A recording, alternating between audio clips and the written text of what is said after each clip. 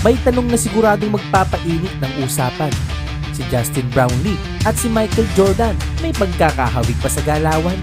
Hindi man pareho, hindi rin biro ang koneksyon. Kaya tara, himayin natin.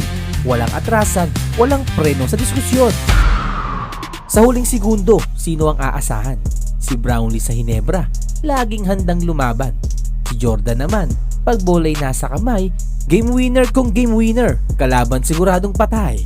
Pareho silang may tapang na hindi basta natitinag. Sa pressure ng laban, lalo lang silang lumiliyab. Hindi lang tres ang kayang ibuga sa laban. Mid-range ang sandata, solid ang tamaan. Si Jordan, may fadeaway na walang kapantay. Si Brownlee, tahimik, pero siguradong tiray tagumpay. Swish kung swish, walang sayang sa tira.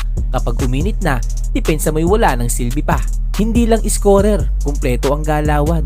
Rebound, assist, depensa, lahat kayang punuan. Si Brownlee sa PBA, parang lokal kung gumalaw. Si Jordan sa NBA, halos lahat na ang tinawid na laban at galaw. Team player kung team player, hindi puro sariling sikat. Panalo ang habol, hindi stats na pilit inaangat. Sa usapang panalo, dito lalong tumitindi. Parehong may puso, hindi basta sumusuko sa sandali. Si Jordan, may 6 na singsing na kinang ay kakaiba. Si Brownlee naman, champion din, Hinebra ang dala. Hindi lang laro, kundi puso ang puhunan. Kaya sa dulo ng laban, sila pa rin ang inaasahan. Pero sandali, linawin natin ang usapan. Hindi ibig sabihin nito'y pareho na ang kanilang kinalalagyan.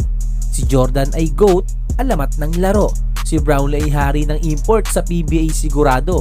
May pagkakahawig sa galaw at diskarte, pero bawat isa'y may sariling trono at parte. Ngayon, ano ang masasabi mo sa kwento?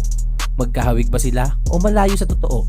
Comment mo na. At kung trip mo ang ganitong content, subscribe ka na. Wala naman tong kapalit.